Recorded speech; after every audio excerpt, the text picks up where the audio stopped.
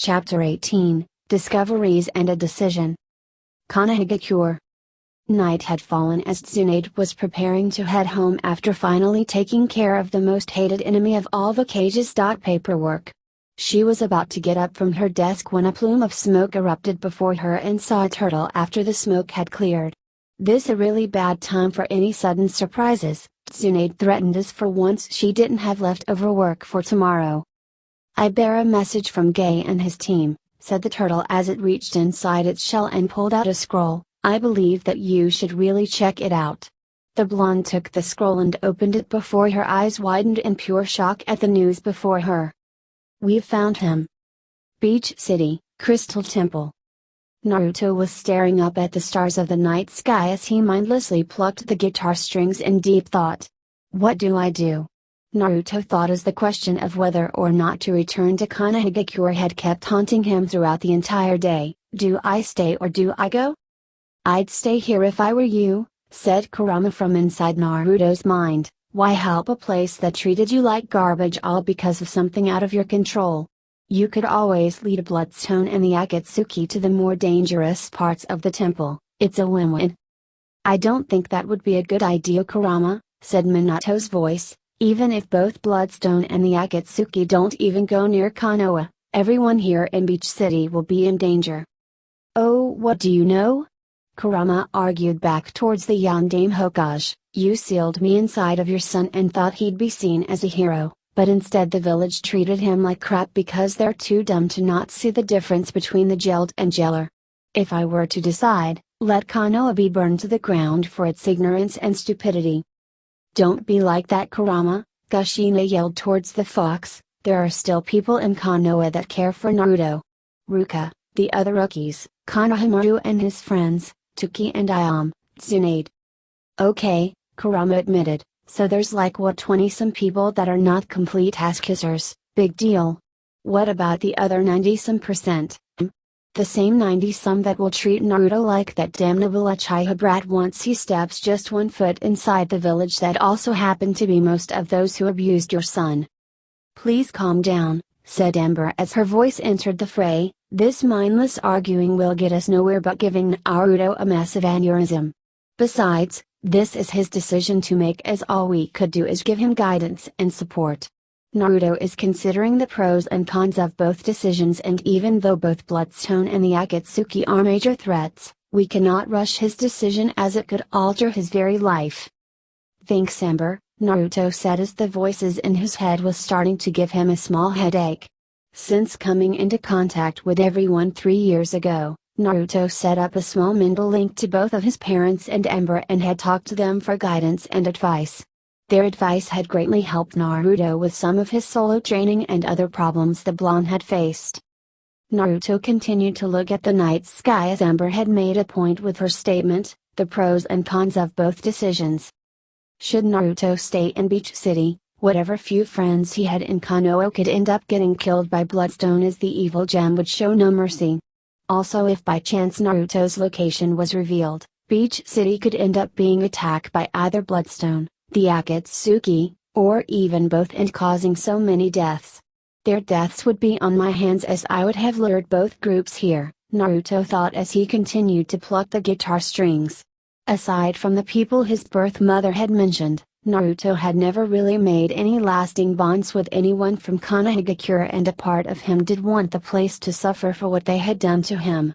But that would only be a hollow victory, the blonde thought as he let out a sigh. "But that's not me either. I'd never do something like that for the sake of revenge."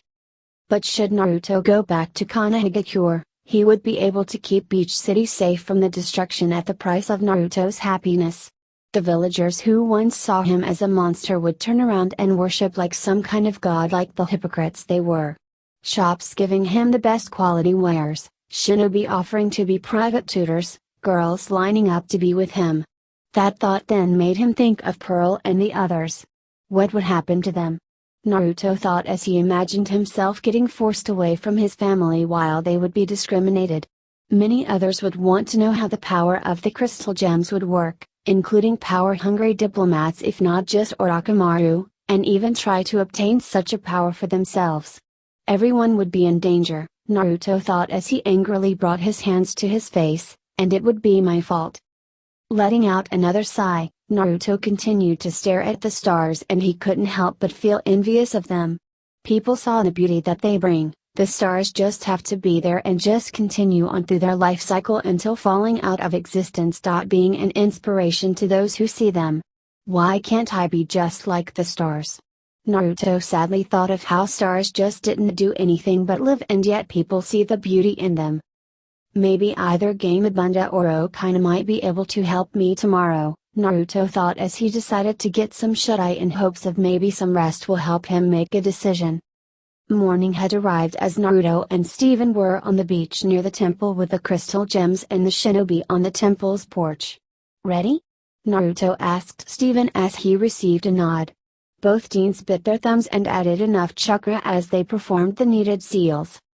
Summoning Jutsu. Large plumes of smoke erupted as the smoke soon cleared to reveal Gamabunta and Okaina standing massively before the group. It is nice to meet you again, Steven, said the giant lion as he used his tail to lift Steven and place him onto the sand while Gamabunta did the same for Naruto with his tongue. To what do I owe the young cub? Actually, Naruto wanted to talk to you about something, Steven said as he felt a little winded from the summoning. The shinobi were amazed at the size of the lion as it appeared that they were looking at the sun due to the boss summon's fur and mane. What do you wish to talk about, Naruto?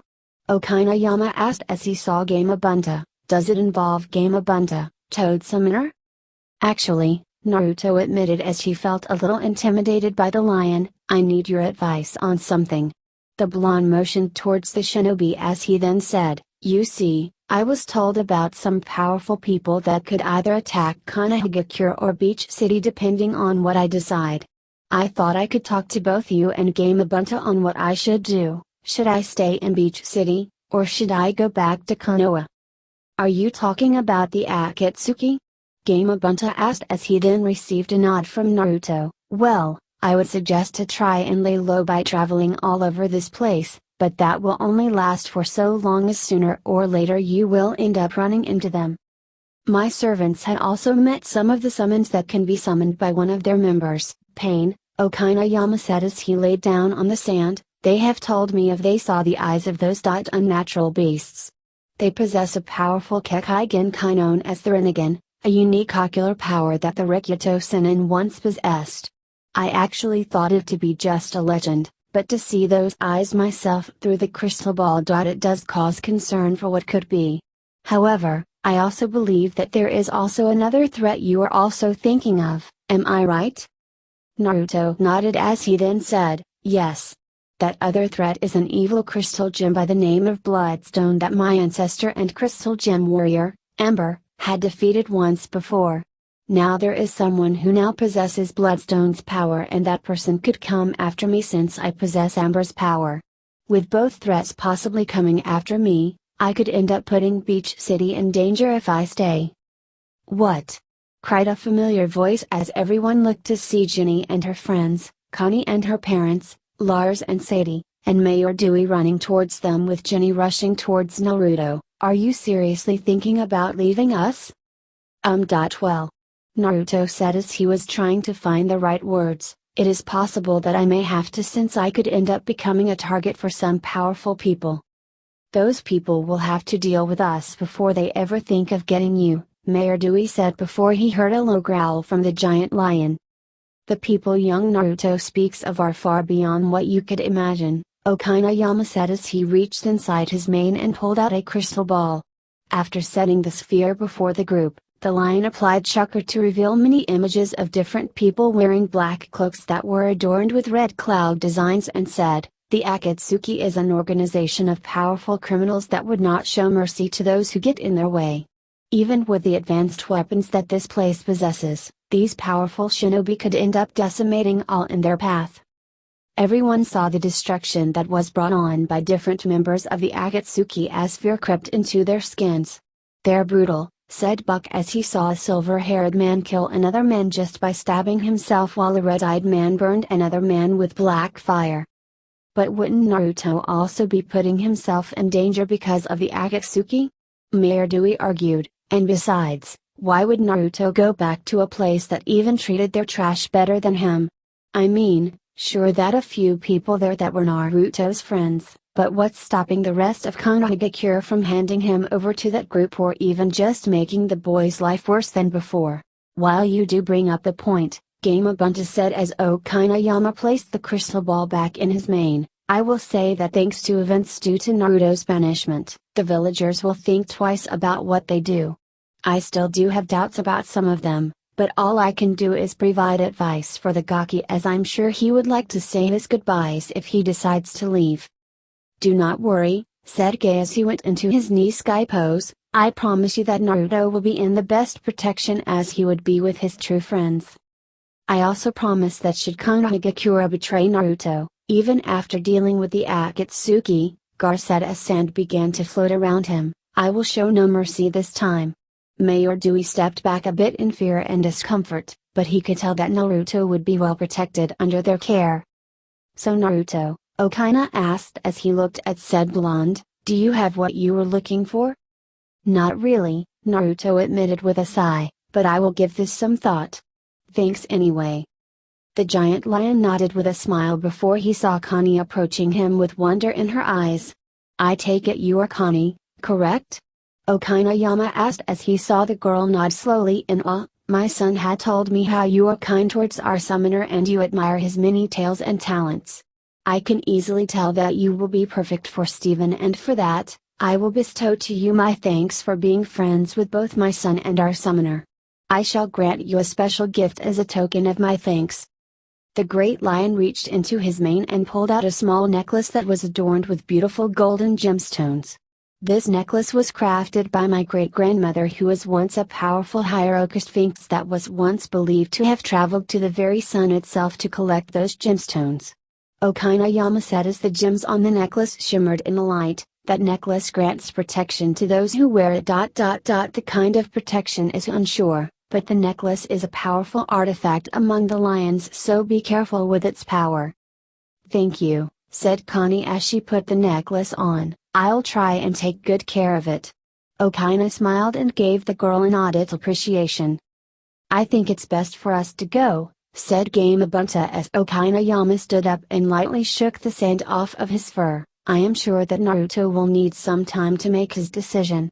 The giant toad looked at Naruto and said, just be careful with this decision, as this could change your very life.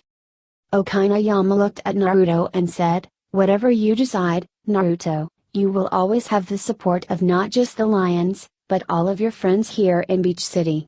May the sun gods be with you, young cubs. The two titanic animals vanished in plumes of smokes as Naruto rubbed the back of his head. That did not go as I had thought, the blonde thought as he was actually hoping to at least get some sort of definite answer. Guess I'm really on my own with this. Not exactly, Sunny, said Jenny as she, Buck, and Sour Cream approached the blonde. We'll be right behind you 100%. Of course, Buck added as he looked at Naruto, you're the coolest guy around here next to Steven. I'd rave to that, Sour Cream said as he smirked, you'll always be one of us. Yeah, said Sadie as she approached Naruto, you've really been a great help back at the Big Donut. Even though he won't admit it, Lars will miss you as the shop will be quiet without you. Naruto smirked as he saw the support everyone was giving him and knew that these people had done so much for him by being the friends that he needed. I'm so lucky to find people who care about me and not just something else, the blonde thought as his smirk became a small smile. I would forgive myself if they got hurt because of me. Thanks you guys, said Naruto as he turned around, I don't need to be alone at the moment. The blonde suddenly shape-shifted into a fox and dashed away, ignoring everyone calling him out. Steven was about to try and follow Naruto, but Garnet placed a hand on the young boy's shoulder with a look that told Steven that wasn't anything anyone could do. This was Naruto's decision and his alone. Say Steven, Tin asked as she approached the boy, you said you wanted to know what your element is, right? Everyone quickly looked at the weapons specialist as she brought out a small square piece of paper. What's paper have to do with that elemental stuff? Lars asked as he eyed the piece of paper. He may not know anything about being a ninja aside from what he has seen in movies, But since these people were from the same place as Naruto, who knew what that little piece of paper could do? This paper is actually made from a tree that's been grown and fed with chakra, said Tenten as she placed the piece of paper in Steven's hands. It reacts to chakra, and depending on what kind of reaction the paper has to your chakra, that shows your elemental affinity. Fire chakra causes the paper to turn into ash, while wind chakra cuts the paper in two. Lightning chakra causes the paper to crinkle up, earth chakra causes the paper to crumble away into dirt, and water chakra causes the paper to get wet and damp. Most Jonin ninja have already mastered at least two elements, but there are Kekkei Genkais that allow one to naturally possess a third element due to the combination of any of the 5 base elements. Steven looked at the slip of paper before looking at Tenten with question. Go on. The girl egged on, try it. Everyone watched in deathly anticipation as Steven closed his eyes, both the gyms and the citizens of Beach City silently praying for Steven's element. Water or anything but lightning, Greg thought as he could imagine the water fights with his son without the risk of getting zapped. Please be fire, Amethyst and Jenny thought with separate hopes and different reasons. Not water, Sour Cream thought as he remembered the last time water was involved with Steven and his friends. We don't need a repeat of that event. Please don't be Earth, Sadie, Buck, and Mayor Dewey thought with slight fear in their eyes. Beach City does not need earthquakes. Please be a safe element, Connie and her parents thought. Can't have Steven, Connie getting burned or electrocuted. The shinobi watched as Steven focused with all his might until the paper had its reaction to Steven's chakra. Interesting, said Ten with a smirk on her face. Beach City, beach. Naruto was walking through the further parts of the beach with his mind focused on whether or not he should return to Konohagakure. One part of his mind was screaming out the obvious answer of going back to Konoha in order to keep Beach City safe, but another part of his mind was saying to stay in Beach City as Konoha was never a home to him since the beginning. Damn it! Naruto cursed as he slammed a paw on the sand. What do I do? Do I go back to that prison, or do I stay here and risk the lives of everyone who truly cared about me? The blonde jumped onto a large rock nearby and looked over the edge to see a golden fox looking back at him in the water. What do you think I should do? Naruto asked his reflection. Should I stay here where I know there are people who love me? Or should I go back to my former home where most of the people there once treated me like yesterday's garbage? A part of me wants to go and help Konoha deal with Bloodstone and the Akatsuki, but another part wants me to stay here as a huge majority of Konoha never even treated me with a splinter's worth of kindness. Naruto knocked a small stone off, causing the water to ripple before he saw a familiar face. Lapis. Naruto said as he jumped around to face her, but instead fell into the water. Lapis focused her power to bring a water sphere in case Naruto and gently led him onto the rock in front of her. Naruto quickly shape-shifted back into his normal form, ready for a fight since the last time he encountered Lapis Lazuli was that he ended up fighting himself. He was about to summon his claws when Lapis tenderly looked into his eyes. Lapis began as she painfully looked away. I'm sorry. For what I did. Naruto blinked a few times in confusion before Lapis then said, I was able to return home thanks to you and Steven. But when I got there. It was so desolate, so empty, I was the only one there as I tried to search for the others. I only found the messages the sages had left. Messages about how everyone save a small handful had become corrupted and broken. I spent some time thinking about what you told me before I left. I remember, said Naruto as he couldn't forget that day. Flashback.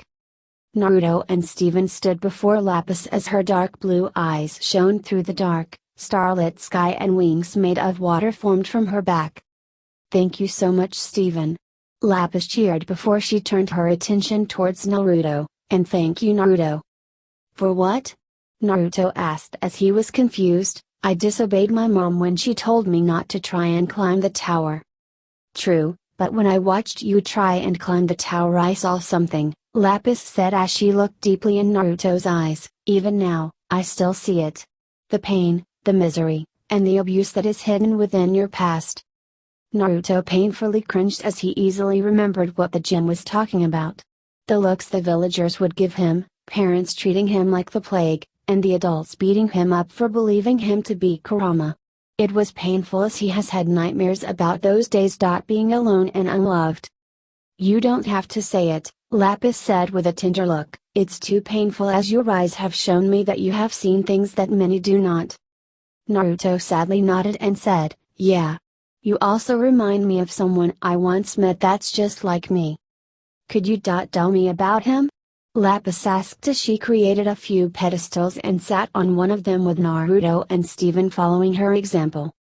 Naruto then began to tell Lapis about how Gaara was a Jinchuriki like him and how Setsuna Ninja had once believed that he had to keep killing others just to prove his existence, with Gaara nearly killing Lee on a couple of occasions. The blonde had mentioned that he could only guess the kind of life Gaara had, but he knew that it had to have been similar to his. Naruto then also told them about how he would wonder what things could have been like if the roles were reversed, with himself as a psychotic murderer and monster while Gaara might have been the one person to positively change his life. As she listened, Lapis began to wonder about how her life has been. She was turned into a mirror and forced to reveal whatever the person had asked for, had somehow gotten her gem cracked, and all the while hating the other crystal gems for what they have done. She had seen a few of her friends become corrupted and broken in the past, but nothing was done about it, as not even rose quartz could have helped them. Have I been thinking about the crystal gems all wrong?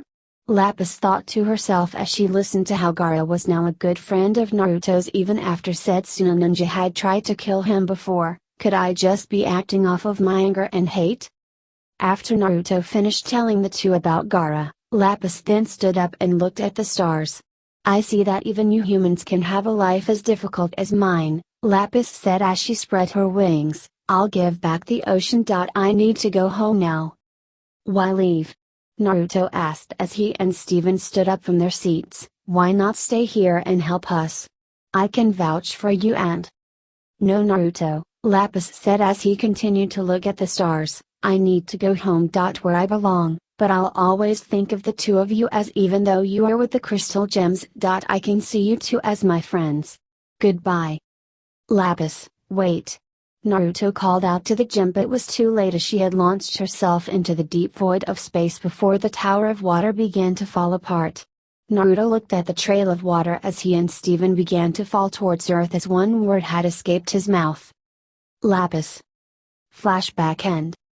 You know, you could have brought me and Steven down to earth before you had left, Naruto said as he lightly glared at the gym before him. We could have gotten killed since we're both still human. You both would have survived as long as your gems don't get damaged, Lapis countered with a knowing tone in her voice. I've seen it happen before many times. Anyway, Lapis said as she decided to change the subject, I couldn't help but overhear what you were saying. Care to give me the full details? Naruto thought it over a bit before he decided to tell Lapis everything about what was going on. The gem brought a hand to her chin as she actually remembers Bloodstone, as he was once a kind pacifist who loved art before becoming a twisted being that had murdered other gems to show everyone his power. If it were up to me, I'd let that old home deal with their problems and just leave you out all of this, Lapis said with a slightly cold tone before her eyes softened. But I would want to protect those that I care about, even if they're from a place that I hated. I would protect you and Steven with my very life, even if it means having to deal with those three. I care for all of my friends. Naruto thought for a moment before letting out a content sigh. He had made his decision. Say, Naruto, Lapis asked as she suddenly found her dress interesting. Can I ask you for a small favor? Beach City, Crystal Temple. Night had arrived and Naruto entered the front door to find Garnet, Pearl, and Amethyst waiting for him. Hey, Naruto said sheepishly as he saw the trio looking at him, did I miss anything? Just Steven discovering his two elements, Amethyst said with a smirk, earth and water. Really, those two? The blonde said with shock, I was actually hoping he'd get wind like me. I can tell you're in good spirits, Garnet said as her sunglasses flashed from the light in the room. I take it you've made your decision? Yeah, Naruto said with determination in his eyes. Time for a little trip to Kanahigakure. Are you sure? Pearl asked with concern. We are talking about a place that a majority of the people there never treated you with kindness. I know, said Naruto with a stern face, but even if they don't find me here, both Bloodstone and the Akatsuki will eventually find me and endanger everyone's lives. I also have friends back in the village that I still care about after these years. I wouldn't forgive myself if I just abandoned them. If you are absolutely sure about this, Garnet said with a smile on her face, then who am I to say no about a decision like this? Well, you are my mother, Naruto said with a small chuckle, but there's also something else that you three should know. Confused, the three gems watched Naruto nod towards the door before their eyes widened at the sight of Lapis walking through their front door. Lapis Lazuli. Hey guys, what's going on? Thank you so much for watching today's episode. If you guys want to watch more like it, please subscribe to my channel and become part of the video game fanfiction plot. And please leave a comment down below and hit that like button. If you guys have any suggestions on any stories you guys want me to read, don't hesitate. They're always welcome here in the video game fanfic plot. That also goes for video games. Until next time, goodbye!